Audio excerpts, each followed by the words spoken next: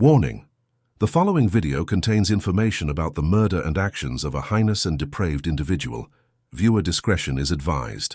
The loner completely obliterated his entire family because he was obsessed with a cam girl. Hello true crime fans and welcome to Behind the Yellow Tape. How much is a fantasy worth? For 29-year-old Grant Amato, the answer was simple. It was worth everything. Not just his own future, not just his reputation, but the actual flesh and blood existence of the three people who loved him most in this world. Today we're looking at a case that isn't about sudden rage or a drug deal gone wrong. It's about a modern kind of addiction that spiralled into absolute annihilation. In late 2018, the Amato family home in Florida seemed stable from the outside. You had Chad and Margaret, who were loving parents in their late 60s, and their successful older son Cody. And then there was Grant.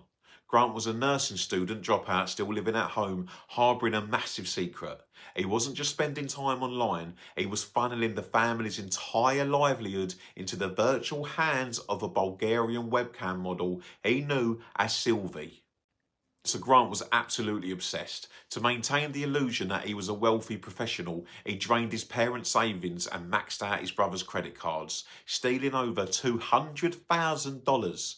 When his parents found out, they didn't call the police. They tried to help him, even pay him for rehab. But Grant wouldn't stay away. He just couldn't. When he returned home in January 2019, his family gave him an ultimatum: cut off Silvie or leave.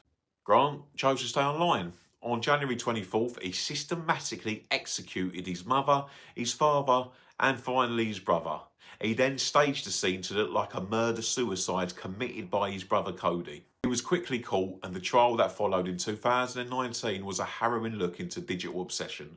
Grant's defence tried to argue that there was no physical evidence tying him to the gun, but the digital trail and the timing of the murders were undeniable. A jury took just 8 hours to find him guilty on 3 counts of first-degree murder. During the penalty phase, the tension in the courtroom was palpable. Prosecutors pushed for the death penalty, describing the cold, calculated nature of the executions. However, the jury ultimately remained divided on the ultimate punishment. Under Florida law at the time, a unanimous vote was required for a death sentence. In August 2019, the judge handed down the final word: 3 consecutive life sentences without the possibility of parole. Grant Amato will spend the rest of his natural life behind bars, separated from the internet he loved and the family he destroyed.